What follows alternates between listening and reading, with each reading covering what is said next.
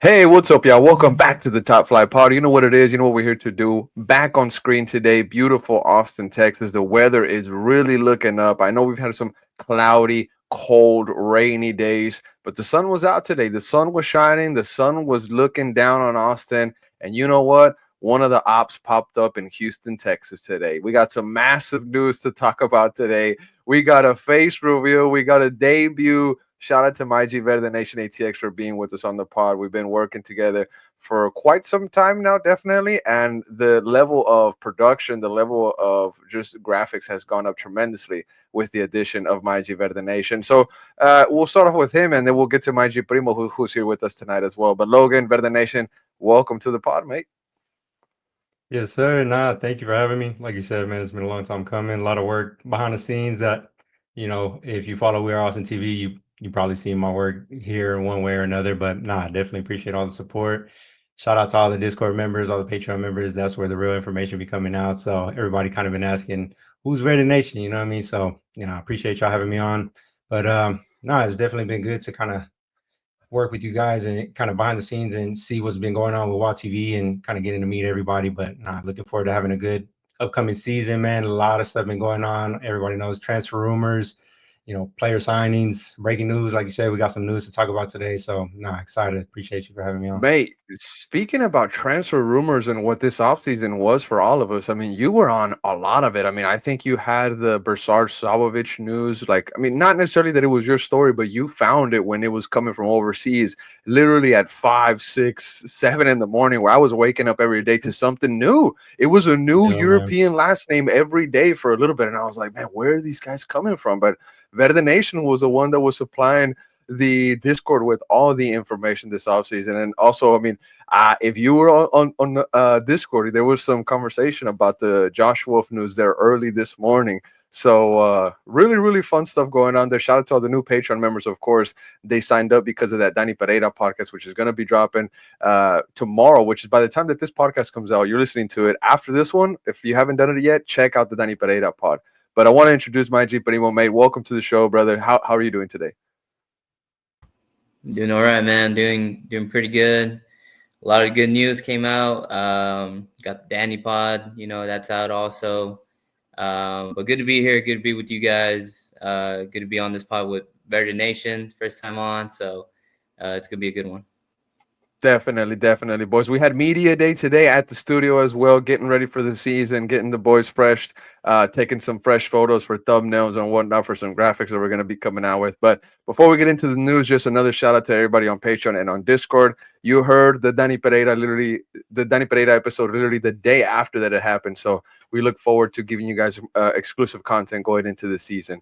So make sure to check it out. But all right, guys, jumping into the news, massive bombshell that hit social media today. It was coming from Phil West on Blue Sky. It was coming from Glenn Davis on Twitter or X, whatever you want to call it.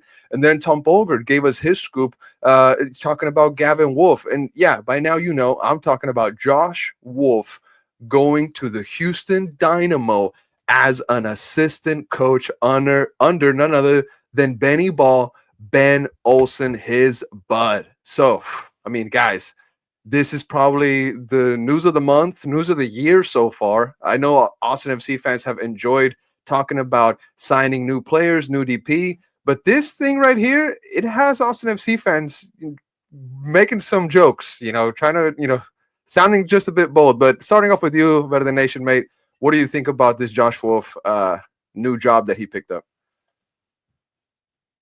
Yeah, man, like you said, it's big news, especially just now that it's officially been announced. And you're right, man. You're the first person I kind of heard this from. This kind of was swarming around this morning, early this morning. Obviously, for more than one reason, we can't just go out and just put it out without it being confirmed. But now, I mean, we hear a little bit from Gavin, that he's potentially leaving, where he put out his goodbye post. So, a move has kind of been imminent, if not for him, for his dad. So yeah, I think looking back, it makes sense, especially with the connection with Ben Olsen. Obviously, they played together, U.S. men's national team, 2000 Olympics, whatever the case may be. So, you know, good for him.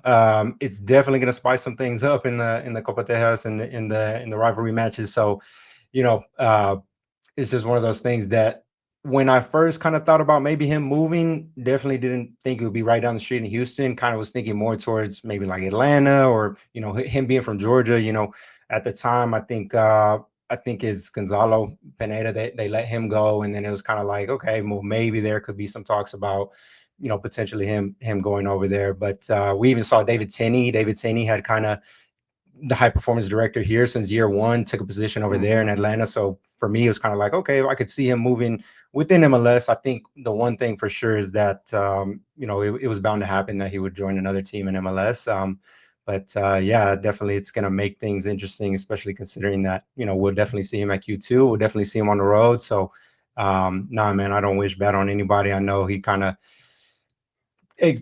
used up all his time here at Austin. Maybe he didn't have the best exit, but nah, man, just it would be crazy to see kind of how fans react. So, nah, man, No, yeah, definitely, mate.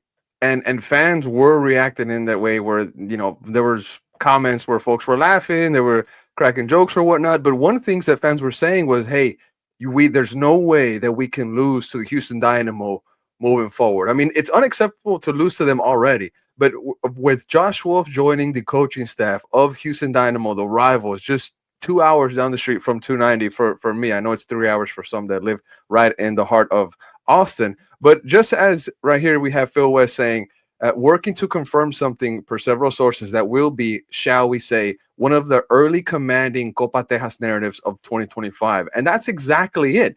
The Copa Tejas, the derbies, if they were hot, the degrees just got turned up by 100, mate. I mean, the game against Houston, at least the first one, is going to be on the minds of a lot of people leading up to it, and also is going to have a lot of people talking about it when it happens. But Primo, what do you think about all this going on with Josh Wolff? Officially also, it's been officially confirmed by Houston Dynamo. He's joining as an assistant coach, mate. It's not rumors. It's done. It's official. How'd you see it? I mean, a bit of surprise, to be honest. I was really seeing Josh maybe going to the USL, maybe to get a head coach job somewhere in the USL. Be nice, mate. Be nice. Be nice, yeah, mate. that would have been nice. A nice move for him. Like Logan said, I wasn't seeing him go anywhere else outside of MLS, USL, and so a little bit of surprise. But then again, that connection with Ben Olsen. I mean, it's in Texas. My thing is, I was going through some of the comments on that post that Houston made. For some reason, a lot of Houston fans are excited for it. A lot of Houston fans are saying, "I like this move. I like it." Yeah, I saw that. I saw a couple people say that. I don't know what's going on in Houston, man. I don't know how down they are, or what the deal is over there. But who knows? Maybe Joshua can bring something to Houston. And when they, he's familiar with how it is here in Texas, the weather and all that. I know he's not going to have as much charge as he did here, but my main thing is I can't wait for that first Copa Tejas game. And that first Copa Tejas game is going to be crazy, especially the one here in Austin. And I don't want Josh Wolff to come here thinking that he has the upper hand, thinking that, oh, I know this team. I just left this team. Oh, man, this team's a whole new team, brother. This whole team, it's a whole different dynamic. Nothing of Josh Wolff was left here. So I hope he doesn't come into these Austin games thinking that he has an upper hand. But it's going to be interesting. Playing devil's advocate, what if Josh Wolff comes into Q2 with an open heart, trying to say, hey, you know what? I'm very thankful for my time here in Austin. But it's probably not the case, but I'm just playing devil's advocate. I'm trying to give him, the benefit of video. You think he gets a tribute video? I don't know. That would be a little bit too much, but there's going to be people here that are going to say, "Hey, welcome back, Josh Wolff. Thank you for everything that you did, Josh Wolff." But guys, there's another part to the story. As I mentioned earlier, Tom Bogert also chimed into the conversation, and when we met up for media day, as soon as everybody got there, I said, "Guys, sit down, because I have the news of the year right now." And when I told you guys, I said the Josh Wolff part first, but the second part, gentlemen, is the fact that we have lost a gem in the academy. And yeah, I'm going to say gem because this kid was a baller for the U18s. He was a very secure center back, still developing, showing promise. He's a very young kid, but I said the keyword promise. This is a guy that had the potential to possibly break into one of the first teams in MLS. But we see that Mr. Gavin Wolff is going to be joining the Houston Dynamo. They acquired the academy rights of 16-year-old Gavin Wolff, former Austin FC Academy player. Austin will retain, guys, a 20% sell-on clause for any move abroad. And additionally, Tom Borgert says that Austin FC can receive up to 100,000 in GAM add-ons. Guys, Rollo Borrell found a way to somehow get some money from Gavin Wolff going to the Houston Dynamo with his own father. With his own father. You got to pay us to take your own son. I know it's add-ons, but it makes me, it doesn't make me feel anything because it's already emotions that I have already felt. This is just Rollo Borrell executing a plan to perfection or whatnot. Even, you know, I'm sure he had something to do with this. But like I said earlier when I started this rant, I'm hurt to see Gavin Wolff join Houston Dynamo because this is a guy that I wanted to see come up. You know, they were saying that he was the best of the brothers, of Tyler, Owen, and him, Gavin. So it does kind of suck to see him walk, but I'm sure that one day we're going to see him in the league surface with some other team. We'll see what happens, but it's not sure. It's still unclear if he's going to join the first team or the what's over there. It's Dynamo Dos. But Logan, how did you see this second part, the news about Gavin Wolff joining the Houston Dynamo ranks? Yeah, man. Definitely the bigger blow of the two, right? Obviously. But it's good to know, like you said, Roto. I would like to believe Roto obviously has something to do with the 20%. You know, we're not leaving with nothing. The kid was impressive, man. I mean, I was looking at his resume. He 2024 MLS Next All-Star game. He played a key role in the U15 when they won the Generation Adidas Cup. He was actually named to the best 11 for his performance in that tournament. He's made a couple of appearances for the U.S. Youth national team. I think the U15s. But nah, man, it's definitely one of those things. Like you said, I've heard that he's arguably one of the better, the more promising of the Wolff brothers. So it's sad to see, but glad to know that we are getting that potential sell-on clause just in case. You know what I mean? Kind of gives us some kind of security. So we're not leaving with nothing. He's not leaving, with nothing. But yeah, definitely. Whenever he posted that goodbye post, I think that was on Tuesday. It was kind of like one of those things where okay, he's 16 years old. I think he's 16. So it's like he's not leaving by himself. So I kind of gave us a hint. What Where it's was like that song? maybe What that was was that song that Owen healing. put? It was healing by Drake with Gordo. So yeah, it's Mm. kind of that's another thing Sending a too in the message? lyrics. He's Sending a yeah, message, and mate. it's one of those things you break it down. Of course, you got to pick what section of the song. So it kind of had mentioned like wanting to go back home and things like that. So I was like, okay, maybe. Something about So fakes. Something about yeah, fakes was yeah, in there. Something about fakes. So hey, yeah. No, Gavin, but Gavin, yo qué, Gavin, yo no hice nada. Man, it is what it is. But Primo, how did you see it? Gavin Wolff, like I said, a promising youngster, center back, left-footed center back. I think that's very important to note. And just like Logan was mentioning, what he achieved at a young age, I think that definitely is something to mention. MLS Next All-Star player, 16 years old, playing with the U18s. I got really attached to the academy levels in the offseason because there was not much soccer to watch, and they were there. So I've been to some of their games. I was checking them out. I was clearly looking out for Gavin Wolff because of the things that I'd heard. So to see him join Houston, it does kind of, hit me a certain way. But the fact that we got 20% sell-on clause just in case if there's a move abroad, which the Wolff family moves abroad is a possibility for every single one of them. And the fact that we could have 100K in GAM add-ons, I mean, that's massive in this league. So how'd you take it, Primo? Yeah, I think a huge blow for sure. And Gavin being a center back, I think center back position is one of the hardest positions to play. So for him to be in that position, doing pretty good for himself says a lot as far as talent. And adding that clause, man, just in case he moves abroad, it says a lot too. There's a good chance that could happen. So if it does, Roto tie that, and he has that in place. So it's always good whenever just money comes in like that. You never know when you're gonna need it. You never know when you're in a sticky situation. Austin FC's been in those situations before where we desperately need something. So for that to be in there, that's great. But again, a huge blow because he is a good player, good talent. would have been great to have seen him go through the ranks and, maybe play for the first team here. But, Josh Wolf is over there. I think, that had to do a little bit with it. He's under his father. Primo, somebody was saying that Brandon Vasquez is about to get locked up by Gavin Wolff. No. Tell me that's just delusion, brother. Please. That's delusion, man. Whoever said that, hey, that's crazy. That's Superman. You can't lock down Superman. Come on. That'd be hilarious. But that would be a good matchup to see. If he somehow finds his way into the first team over there in Houston, like I said, who knows how down they are over there? Who knows if they are needing some center backs here in the near future?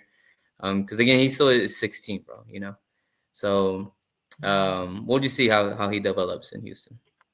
No, bro, definitely. He is a youngin, mate. Definitely a youngin, but we'll see what happens. Good luck to him. Good luck to his pops. We'll see them in the derbies. We'll see them in the Copa Tejas matches. They mean so much more now. So much more. And I can't wait for that first game against Houston and the away one. We're definitely going to be there. But guys, moving on to some other topics here. We have here on the topic sheet, Austin FC will not play in the Leagues Cup 2025, but they will be featuring in the U.S. Open Cup with the first team. I know that last season, the MLS Next team, Austin FC 2, was put into the first round. They were knocked out by, was it Photo SC or Photo FC? Remember their orange and blue logo. But they will start in the round of 32 at home.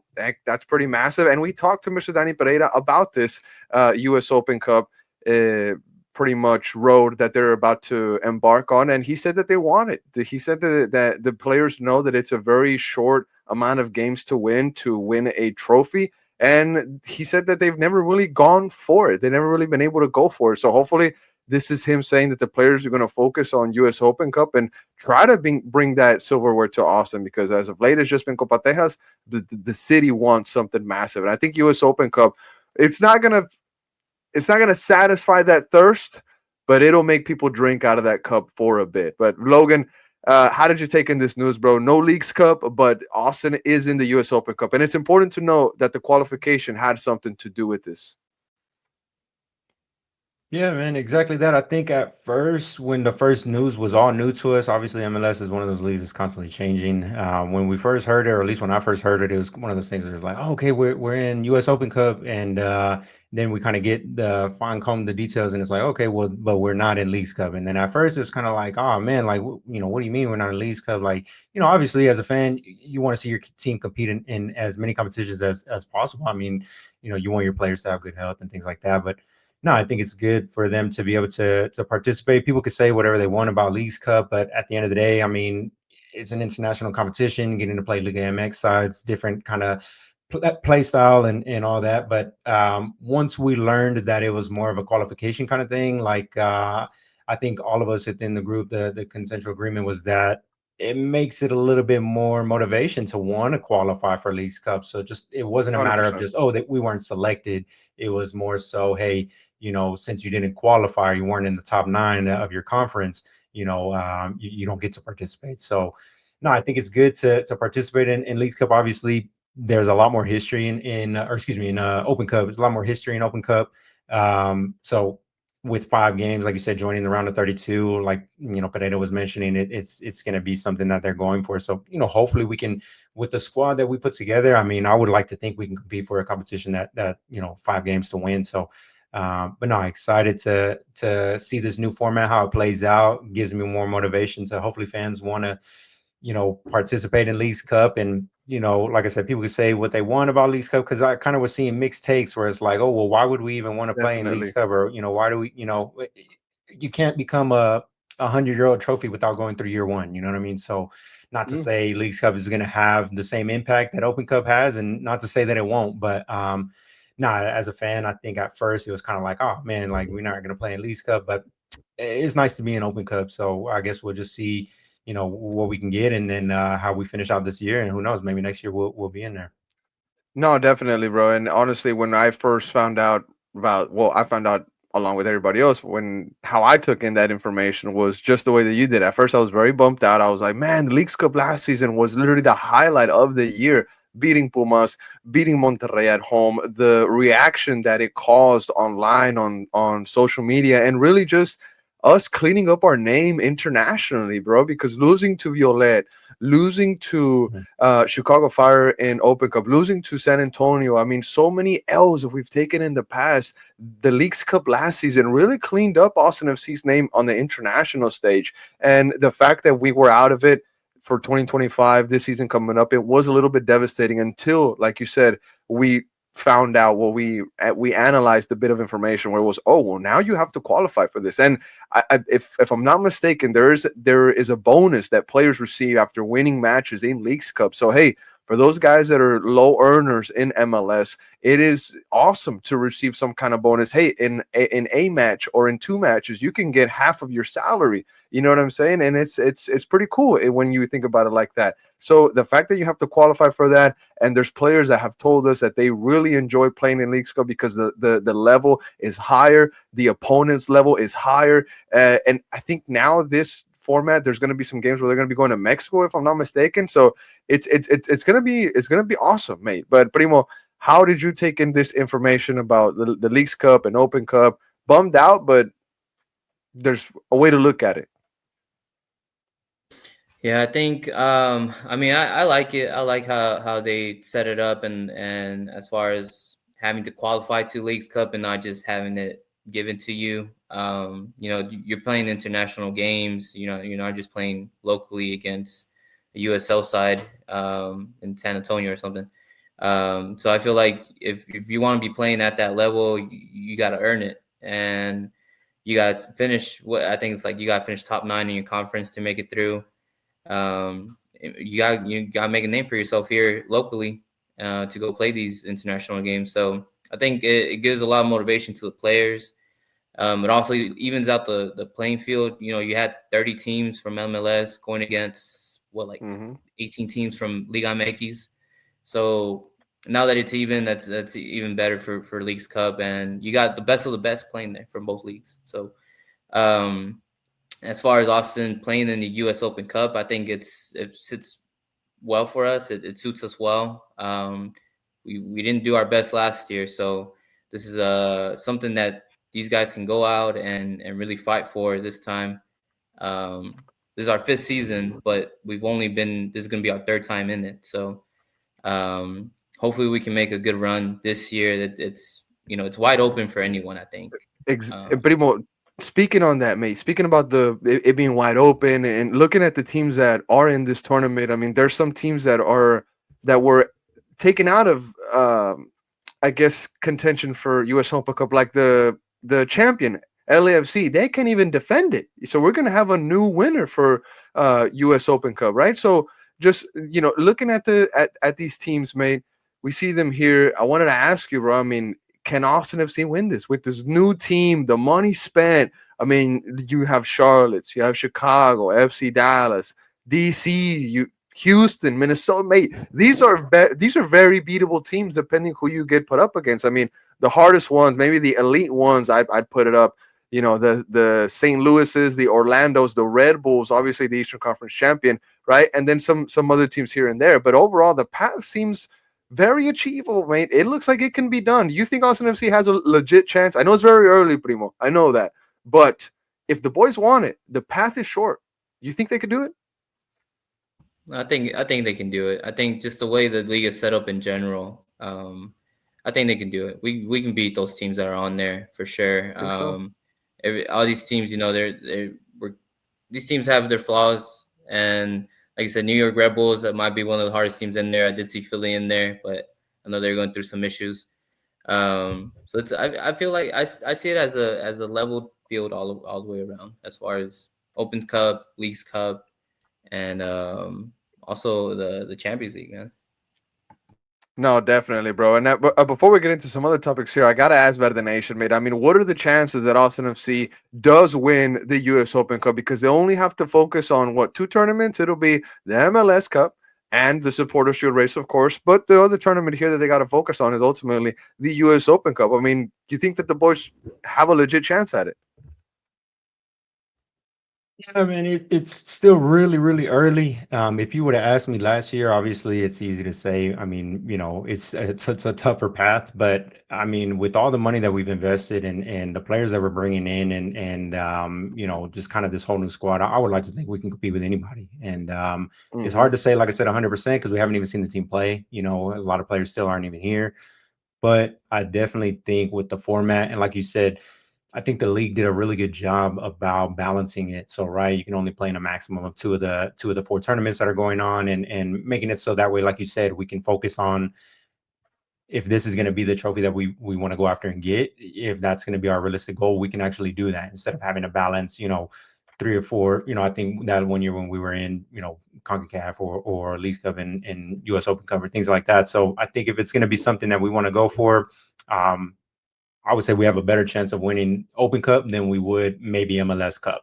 So I definitely think it's something that is achievable. And yeah, it's going to be a big matter of if everybody gets incorporated, everybody stays healthy. And yeah, I definitely could see that we should have a good chance at that. Okay, okay. Well, we'll see what happens. Like both of you said, it is still very, very early. But based off of the tone that Danny was giving us when he was talking about the U.S. Open Cup, seems like the boys see that it's a path that is very, it can be taken and it can be conquered. The U.S. Open Cup is something that can be achievable for Austin FC this season, based on how the cups are set up, based on what the opponent is going to have to go through in the season.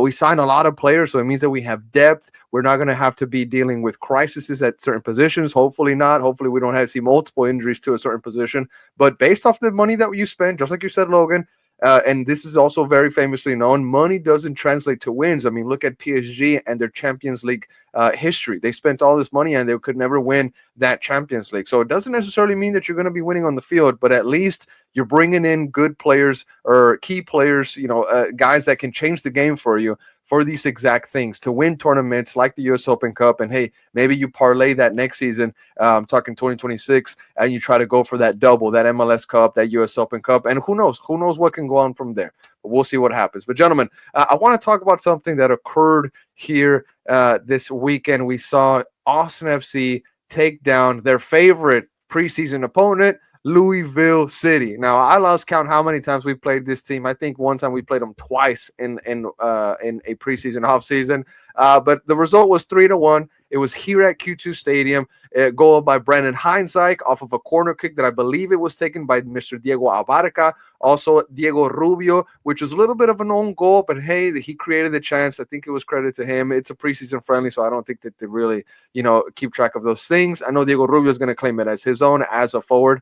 But also the third goal, that's probably my favorite one that we're going to talk about here the most, was the Danny Pereira cleanup goal. Now, on the podcast, he told us that he's going to be more offensive, that he's trying to put more numbers on the board. And maybe this is a little bit of a preview, a little bit of a highlight of what his season is going to look like. It was a great Bucati 1v1. He took on the player, got a shot off himself. It whacked off the post. And like Danny Pereira said that he's going to be doing this season, he got inside the box and cleaned it up for himself, making it 3-1 for Austin FC. And although Louisville did get a banger of a goal, it was a fantastic golazo from about 32 yards out, Logan. I think the official distance They was said, yeah, like 20, yeah, definitely outside the box.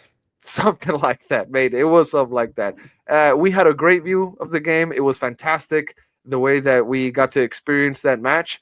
And it was great seeing some insights that weren't shown or weren't, I guess, shared with the public. Like for some reason, Ilya Sanchez wasn't really into the game. I don't know if into it is the right word, but he seemed very frustrated. I'm just talking about his body language. He was throwing up his arms a lot. Maybe the positioning wasn't right for some players. And even the gaffer, Nico Esteves, he had a little bit of a chat with Ilya Sanchez after the match. We don't know what was said. We didn't have any lip reading on it, but it was very interesting to see them, talk on the side there. Ilya Sanchez is somebody that's going to be very instrumental for this midfield moving forward. And Nico, of course, has to get his message across as the head coach. Shout out to Irvin Torres. He did great. But Verde Nation, mind you, Logan, you were watching it there with Alex and I. How did you see it, brother? Yeah, no, I think like you said, it's definitely nice to kind of get to see some kind of action. Obviously it is preseason, so there's a lot of experimental things going on. We see the club put out the official lineup for the first half, and then the second half is completely new 11, and just a win is a win at the end of the day. So I mean, people could say preseason doesn't really matter, but you know, you want to see the guys get goals. You want to see the guys, you know, get the ball forward and into the attacking third. So no, I definitely think it was nice for Pereira to get a goal. Like you said on the pod, he was definitely talking about how, you know, he wanted to get that recognition, especially like for international call-ups and for teams that are interested. You know, they're looking at things like, you know, goals and assists, regardless of if you're good, you know, on the field. You know, those are the numbers that really can matter. So True. no, I'm happy that he was able to score. I think it's doesn't give us exactly what we're going to see on the field for the season, but no, it was nice to kind of be able to see the guys kind of, like you said, different players in different positions. I think at one point we had well, like you said, Irvin Torres, he was in there. He definitely looked nice. It's players we wouldn't normally see. So, I'm super excited. It makes me even more excited. Want to be back at Q2. Want to be able to be in this environment with the new squad and just kind of see how everything flows. But no, I think with bringing in more defensive minded, it seems like bringing in defensive minded midfielders. Hopefully, we can see Danny Pereira kind of be unlocked and unleashed in the midfield and kind of have that relief. I think you asked him on the pod. It was kind of like, now that we have these people like Ilie in the bag, where it's like, do you feel more comfortable being able to go forward? And I think his response was kind of like, yeah. So him getting a goal just kind of adds to that. So love to see it. Definitely, definitely, man. You love to see a lot of the stuff there. Now, I know CJ was, kind of being tried out as the nine. Shout out to the North End Pod Boys. They had him on there. And CJ was kind of, I don't know, man. Maybe it's just me, but he didn't sound too interested in being at that nine, or he didn't sound too enthusiastic about playing at that nine. And we saw a little bit of that. There wasn't many chances being created for CJ Fodry. But like we were saying, man, it's just preseason. It's time to try out these things. It's time to try out all these new maybe systems or formations, so to say. And even we had the gaffer Nico Estevez saying that to him preseason is kind of like a liar. He's preseason be lying because I'm finding the quote here. He said, here it says, in my experience, preseasons are a liar. I think everyone wants to see a great product there and win everything, but it's the moment to try new things. And he said himself, there's been moments where he's had a great season and the season doesn't go well. And there's moments where he's had a terrible preseason and the season ends up being pretty good. So I know that these things in preseason, these games, they're being won. I know the first one was lost against New England, but I wouldn't look too much into it exactly as to what's going on. But it was cool to get a little bit of a further insight, other than just what the club shares on updates or whatnot. But Primo, how did you see this preseason game based off the stuff that we were talking about, stuff that we've been chatting about, mate? I mean, you saw that the guys got the goals, right? We're giving praise to Danny for being more offensive, but how much do you look into these preseason games? How much do you really care about what the final score is? I mean, not too much, to be honest. I mean, the two main things that I've always looked at for preseason games is, whether these players are looking good and healthy, and is the gaffer trying out new things. And just like he said, this is a time to try new things, to experiment. You don't want to be doing things like experimenting in official league games, and or Exactly. when we're down bad. I was like, oh, we're down bad. Let me try something new, since we're not really in a good flow. No, all that needs to happen in preseason, and I'm glad that Nico Estevez sees it that way. And we won. We won 3-1. It's not too much to brag about, but you want to see these guys winning. You want to see these guys scoring goals, and that just shows you that the team is hopefully moving in the right direction. The goals are coming in. It's always good to see Danny score. We haven't really seen him score as much as maybe we would like to see, and to see him get a goal, whether it's a preseason game or a league match, it's always good. And hopefully we just see that change in him, going forward, being more offensive. Because he can do it pretty good, bro. It's always been something that I think has been in him, but the way things have played out these past few seasons, he just hasn't gotten the opportunity to really show that. So I'm glad that he has that mentality. He saw that opportunity, took it, scored a goal, and we got a few more preseason games left, I think. So there's still more experimenting to do. There's still more things to see. I just hope that when it comes to match day one, Nico Estevez has this formation, has his guys that he wants to play because this is what Fair. that's all about. So Fair, mate. And just some thoughts here that Alex was sharing with us, from the first half team that he saw out there, the super draft, Thomas Riley, he said that he was a solid right back, but that it wasn't, anything that was outstanding, just as solid. Brandon Hines-Ike was the captain. I think that's very important to note. He got the goal as Capitan, so I'm wondering if that's going to be something that we're going to see moving forward. Leo Weissenen, he had some screw ups. There was some little bit of iffy moments that if it wasn't for Brad Stuver, that it would have been bad for Austin FC, especially against a USL side like Louisville. It would have been a mountain to climb. Jean Kolmanich, we see that he got that contract extension. He had I guess, a regular game, nothing too crazy or whatnot.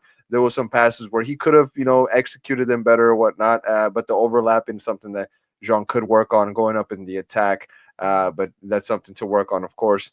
Irvin Torres, we had mentioned him. A lot of folks have been saying, the ones that were with us, saying that he had played well. Logan has said that he did well as well. Alex was telling us that he showed a lot of character. I actually got to see him at the Austin FC U18 Academy game, and I told him, hey, congrats, Irvin, you did well. And he's just a young kid, man. He's just happy to be there. Owen Wolff, we got to talk about him a bit. He's showing a lot of class and skill. His movement when he was pressed and his through passes were really good. We do have to note that. And only once he lost the ball, generating a good chance for the rival, I guess you could say. And his connection offensively with deep balls to the left wing or to Diego Rubio up top was pretty good in this preseason game. And I know it's just preseason. Now, you had Diego Rubio, who at moments was playing at the 10, as some folks have seen him before. And I know that Joshua played him there. He also tried to pass to Hader, Brandon Vasquez, and in some short passes or whatnot. And they were good. They were good. And also, he exchanged places with Hader O'Brien. There was a lot of movement there. There was, guys that were switching sides and whatnot. So it was cool to see. It was cool to see, Nico Estevez trying some stuff out in the game. It's something that Josh Wolff maybe hasn't done. Brandon Vasquez kept the center backs busy and whatnot.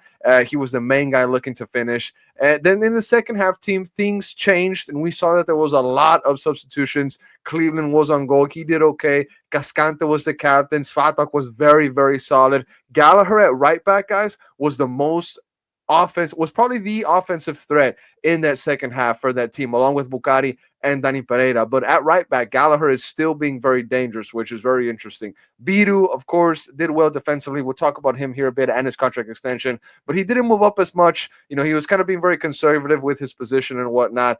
Ilie, he was trying to control the game in the midfield. He did. He didn't run all around, but he really didn't have to, and that's Ilie's game. Now, we mentioned Danny, how he got his goal, but he was not playing super high, I guess you can say, and he was not the only player besides Gallagher trying to make offensive moves. With Bucari as well, they started several offensive plays. There was one instance where we saw that Dani Pereira and Bucari were doing a 1-2, and with the back heel, Danny sets up Bucari and Bucari sets up Ilie, whose shot goes wide. So that was very interesting to see. But Danny was cooking. Danny was cooking for sure. Now, thanks to him being higher up in the field at that moment, he was able to get his goal. So big ups to him. Now, we had Michael Burton in there as well. Didn't have the best of a game. And like I mentioned, CJ, he's still adjusting to the number 9 position. Hopefully he can, get that settled here in the next couple of weeks, because it's only 20 days away, gentlemen. But anything that I missed on the preseason game that y'all would like to add on, Logan? Anything else, any detail that I might have left out? Because that was kind of accurate. No, like you said, it was good to have eyes on the field. One thing I'll say, just I don't want to be that guy, but the one goal that Louisville got came off of a pretty harsh shove in the back that Michael Burton took. Golazo regardless, you know what I mean? A goal is a goal, but 24 yards out. So I think there may have been a little opportunity there, but no, I think overall great game. Damian Las gives up 2 goals in the first half, so you don't like to see that for his, he's an op at that point, but at the end of the day, I want Damian Las to do good, but I think the game was pretty nice, and yeah, like Alex said, real big difference between the first half and the second half. I thought it was interesting that, like you said, we didn't see Dessler, we saw Gallagher right back, so it's interesting, It's interesting. Definitely, mate. Definitely interesting about that Gallagher situation.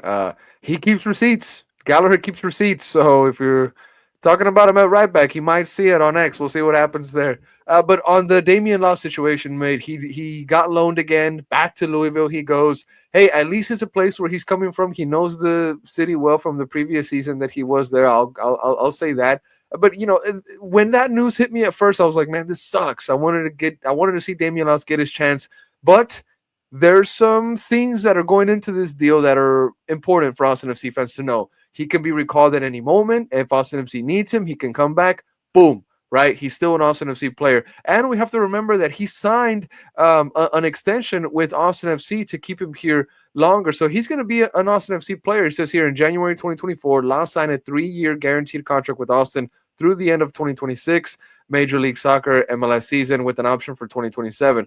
You'd think that the club is going to trigger that option, no brainer. So, he's going to get his opportunity here soon. Hopefully the player sees it like that as well. I know it's maybe very frustrating to not get your minutes at the first team level, but it's coming. For a player like Damian Las, that opportunity is coming because you can't deny that the kid has talent. You can't deny that the kid is bound for greatness, but it's just not the right time. There's too many keepers at the first team level right now, and he's going to go on loan. It's very, very unfortunate, but it's not a sale. It's on loan. He will be back soon. Any thoughts on Mr. Damian Las, Primo? Just good luck to him, and it seems like people really like him over there in Louisville. So he had a really good season last year. I have no doubt that he's gonna have another good season. And all this is just experience, man. All this is just experience that he's building up for one day to him show out in our first team. And I really do think that he's gonna be the next guy up after Stuver leaves Austin. See whether he retires here or he moves on. But I think Damian Las overall great player. I think he has a good personality as well. He's being patient. He knows his time is coming, and it's not like he's he's gonna get his opportunity in Louisville. Also, he's gonna be starting games over there. You want to make the most out of that. You want to show that, hey, I am a good goalkeeper wherever I go, and hopefully he brings all that back with him to Austin again for 2026. No, definitely, bro. Just one moment that I'm going to take with me, of this offseason with Damian Las is in the open training session. He dove for a shot. You don't have to do that in preseason, bro, but he went the extra mile. He dove for the shot, hit him right in the stomach, bro. It echoed around the stadium. Everybody went, ooh, it hit him right in the stomach, bro. But that dude must have washboard abs, taking one for the team. And it just like you said, Primo, I think you said it perfectly. This guy knows that his time is coming, and he's being patient. And hopefully that's exactly what the situation is, because Damian Las is one for the future for the Verde and Black. But guys, another guy that I want to talk about when we're talking about for the future extension, Guilherme Biro. Now, this was one of the best storylines of the offseason, and it's not a $30 million player. It's not a $10 million player. Just the fact that we're retaining Guilherme Biro, we added another year on his contract.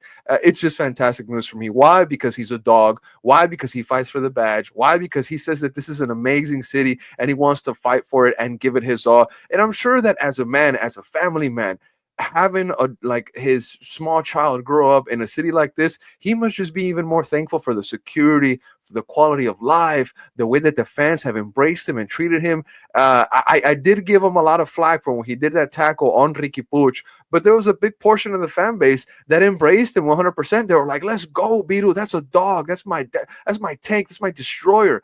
But guys, I'm ranting too much on this guy, Guilherme Biro. Verde Nation, how did you see this news? Guilherme Biro is here to stay, and he's happy to do it, bro. He's happy to stay here. How'd you see it, brother? Yeah, man, I think it's one of those things. I think he became a fan favorite, at least for me, right off the jump, man. The guy came in, scored in his debut, scored in the first game of the season. You know what I mean? He really just showed that he wants to be a part of this.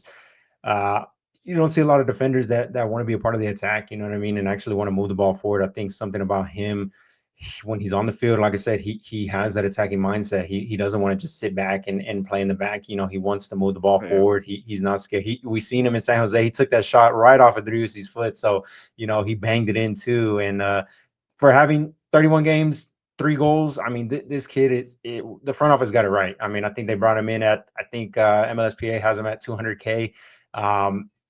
it's a win-win. I mean, for at least me and a lot of other people, you want to see this kid here as long as he can be.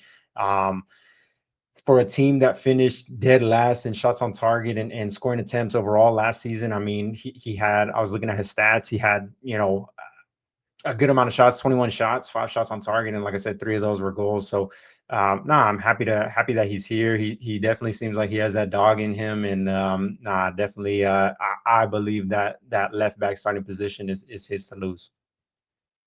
Oh, okay, mate. On the Spanish pod, Diego and Ozzy, they were saying that John Kolmanich could be playing over Biro, and I was like, hold on, calma. And it's gonna be a battle. It's gonna be a battle. And you know what, mate? I'm really happy that Jean Kolmanich said this. And I know it's the Biro segment, but Jean Kolmanich, he says, I'll put it up here on screen.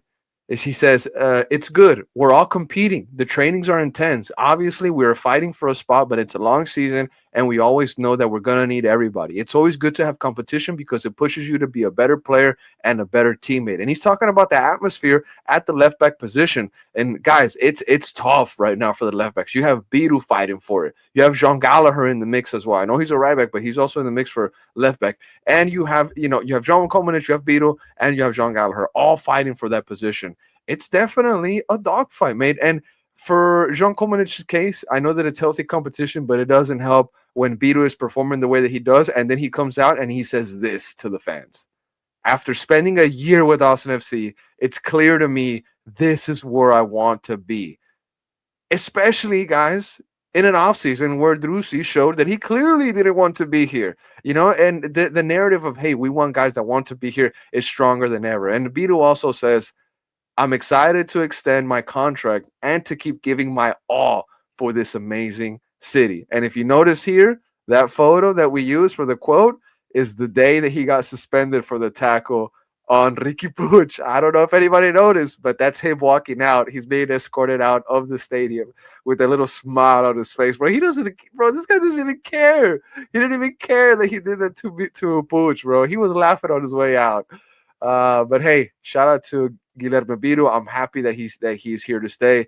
Primo, any thoughts, any words on this dog, Guilherme Biro? Because there's no other way to describe him. Yeah, man, Biro is a dog for sure, man. I like him. I like his playing style. I think maybe he can clean up a couple of things. He'll be perfect. But healthy competition in the left back position for sure. You got 2 guys that really want to be here. They got contract extensions for a reason, and at the end of the day, it's good for the team, And but I think overall, I have Biro starting.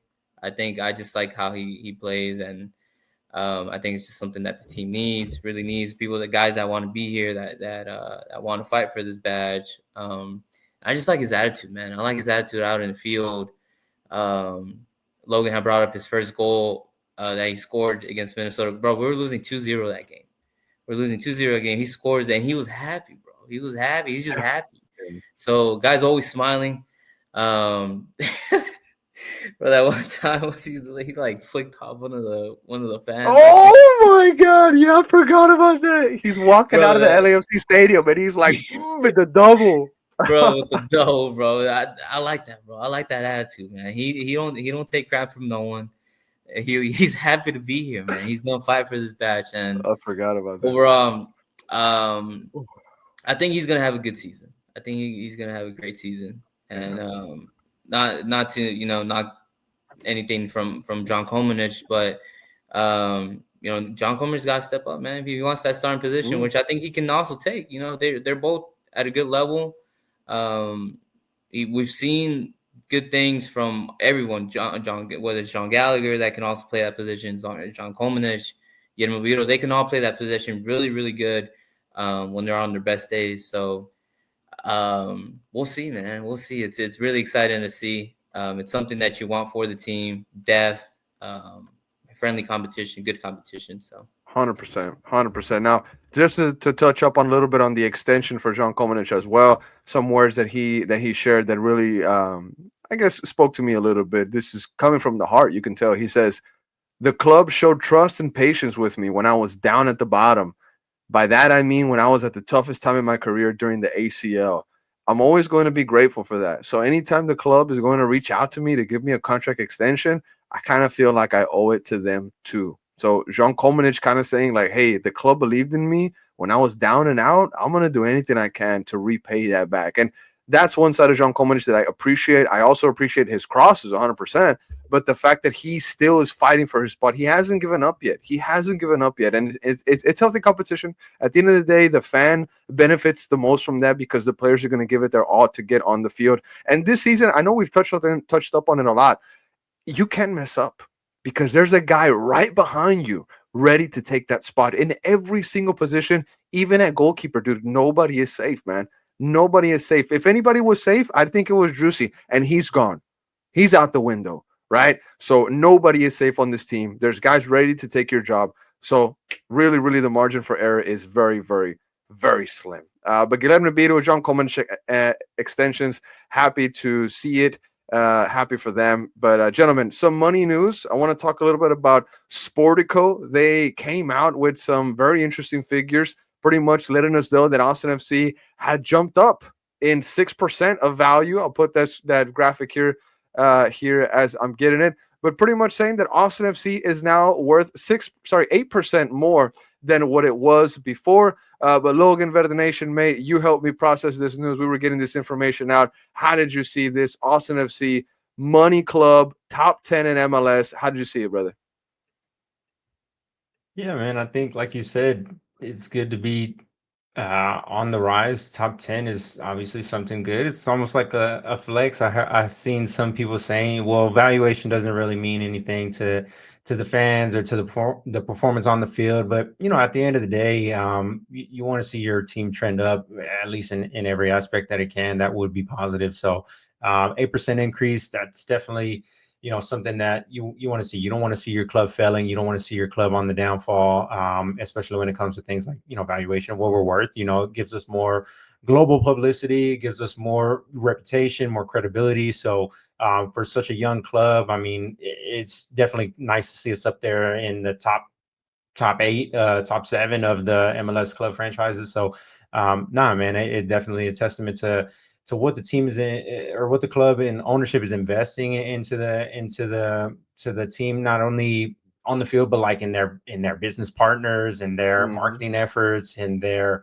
overall objectives as a whole. So like I said, it's nice to see that something's going right, at least something's going on. Obviously, me and you and all of us, we don't have any kind of insight on the financial side of things, but they're doing something right. So definitely good to see us moving up, trending up. So although might not be the biggest competition per se or biggest news to most fans, it's definitely nice to see us on the upward. No, definitely, mate. And if you look at the graphic here on screen, mate, Austin FC comes in at number 6. You have number 1 LAFC. You have number 2 Inter Miami. Number 3 the Galaxy. Number 4 Atlanta, and 5 New York City FC. Austin FC is number 6. Now, one thing that I noticed about the teams ahead of the club, they're destination clubs as well. You have Big City LA, Big City Miami, Big City Galaxy, Big City ATL, Big City New York, and then there is Austin FC. And it kind of makes me hopeful. It gives me hope that in the future we will be one of those destination places where I know that the city has been growing a lot. I know since we've been teenagers, since we've been kids, we've seen the rise of Austin, Texas. The skyline is nowhere near what it was whenever we were kids. I mean, there's so many new buildings when you're going downtown. There are literally skyscrapers that are going to be coming here soon. Here, tallest building year after year that they try to make or whatnot. It's giving me hope that one day we're going to break into that destination club. We've lost Fafa Pico this offseason to Miami because of the location, and of course Messi and Suarez is there. But the money's coming up, the money's looking good at Austin, and we threw around 30 million this offseason. So hey, it's good signs. It's good signs. It's a healthy club, and definitely butts are going to remain on the seats. And that's not me trying to advocate or sell for the club on this podcast. It's a reality. I see the fans, and with the money spent this offseason, I've had nothing but just a bunch of fans have told me that they're ready to get back to Q2 Stadium. As an owner, hearing that, mate, people are ready to spend their money at your stadium. They must be happy. But that's why you spend this kind of money, to keep the people engaged, to keep the people happy, to make them want to go to the games, because nobody wants to see Rigoni running up and down the field for 90 minutes. You had to buy him out. You had to get rid of him and bring in these new guys.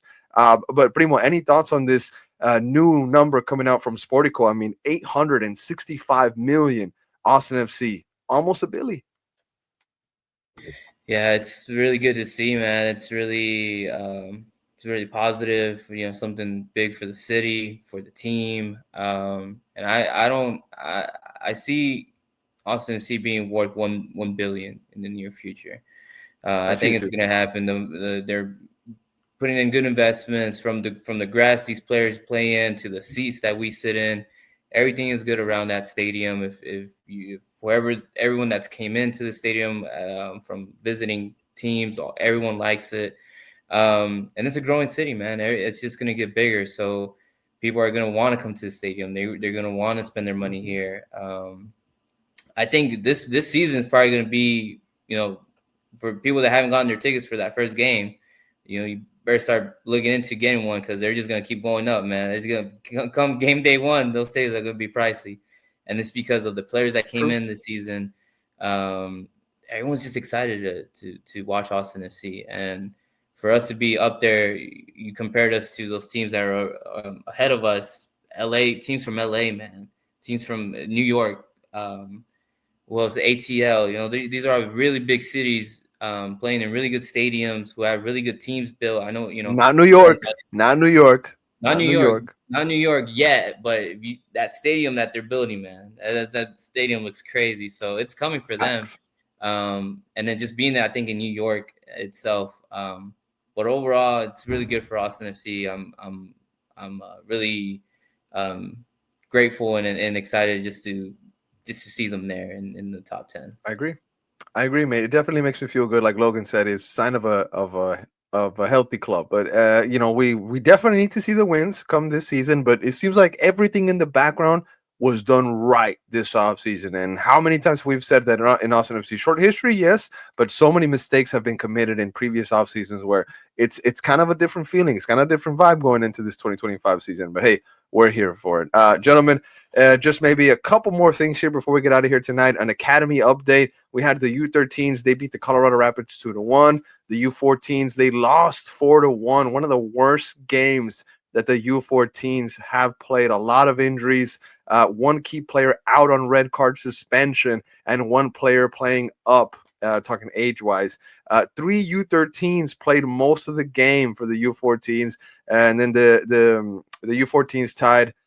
Sorry, the U15s tied Colorado 2-2. They tied 2-2. Just can't get it going there. And then today, the U13s and the 14s play Colorado at 11-1. So I guess that was the results from earlier there. And then the 18s, they won 2-1. I was there watching that game. And then the 16s, they won 4-0. The 14s, they lost 2-3. Red card early in the second half. So a little bit of an academy update on weekend games for the 14s. Mentioned two of the scorelines there for them. But on the 18s, guys, went to check that game out. It was a really fun match. Joe Arena got a red card. That was very interesting. Some guy was chirping at him, and I think Joe Arena just reacted. He just kind of responded, and the referee saw it, gave him the red card. He was sent off. But he got a red card in the celebration of the second goal. But anyways, the 18s, they won 2-1. They were down 1-0, but they got the win, like I said. And then goalkeeper Nico Aristizabal, you can see on social media, uploaded a photo with him. After the game, he literally got his stuff, went to take a shower, and dipped to the airport because he had to join his national team, the U17s, ahead of some CONCACAF qualifiers for the U17 World Cup. So big ups to Nico. Massive, massive achievement for him to be with his national team at the U17 level. And of course, good luck. Good luck. I told him, I was like, hey man, enjoy the moment, take it all in, give it your all, and don't leave anything, man. Don't leave any regrets, or don't be thinking like, man, I should have done this, I should have done that. Just live it all to 100%. But that was a little bit of an academy update. I know that some folks might not be too worried about the academy, but a sicko like me, I take interest in some stuff like that. But Logan, any thoughts on the academy boys before we get out of here? Man, always good to see us doing good at all levels. So, like you said, yeah, I can kind of see how it's easy to kind of sleep on those guys, sleep on the kids, because they're not the main focus of the fan base, but they're the future, And if we want to be a successful franchise, successful organization, then it all starts with them at the youth levels and how you want to develop your players and have a play style. So, we brought in a sporting director like Rodolfo Burrell that has a lot of background in working with youth academies and even Nico Esteves coming in and having that background in youth development. So yeah, I mean, you want to see everybody do good at every single level. So happy to the guys that are getting wins. And yeah, like you said for Nico, man, big ups to him getting the call up. That's a huge deal, especially at such a young age. So yeah, just live in the moment, give it your all, and yeah, best of luck to you and to everybody else. So definitely good to hear that the Academy boys doing good. And for those who are listening, you want to check it out. I think you said was that our Palmer that you went to watch? I mean, yeah, I can Yeah, pull up, those man. games Pull are up at with the guys. yeah, those games are at the pitch. They're at the Fcito Stadium right there at Yeah. Palmer, was it the Okay. St. Davis Performance Center, and it's super cool. If you have any kids, it's very awesome, or it's very chill to take them because there's like an adult kind of beer drink section or whatnot where you can have a margarita or have a beer or whatnot, and the kids think that they're watching the first team. Like the kids think that they're watching Danny. They think that they're watching Julio, Bucari, The Owen future, Wolf, but man. they don't know any better. You know what I'm saying? Like it's the 16-year-olds that they're watching, and they think their parents took them like a first team game. I see a lot of little kids out there, but that's probably why. But the games are free. The pitch has awesome drink prices or whatnot, and the atmosphere there, the vibe is cool because they have like a little bit. They have like a paddle court, and folks are playing paddle. There's a soccer field there that you can play as well, like a little mini pitch. It's super cool. It's super cool. It's a vibe, as folks might say. But gentlemen, before we get out of here, it's important to note. I know people are waiting on Uzuni. Nico Estevez, the gaffer, he says that it's a visa situation. The visa is one of the things that you need that you never know. It could speed up real quick and then have him in the next week. But so far, we don't know the timing. So just a little bit of an Osuni update. I know everybody's waiting on him. Another thing that we found out with a sit down that Phil West had with the gaffer, Estevez says that Usuni's wife is pregnant. She's in Barcelona with her family. So I'm sure that Uzuni is trying to get that settled before coming overseas and coming to Austin, Texas or whatnot. But as of right now, it's a visa situation. Right, Logan? Visa? Yeah, that's my understanding of it. So, like Nico said, it can be one of those things he gets incorporated quick or not. But yeah, we know for sure he's still over there. I think he attended the Albanian Ballon d'Or kind of ceremony. He posted Mm-hmm. on that, so we know he's over there. Um, but yeah, so who knows when he'll get here and incorporated. But the window did just open, so hopefully soon. Dubersarski, mate, he's another one that we're waiting on him officially joining the team. We saw him in the building.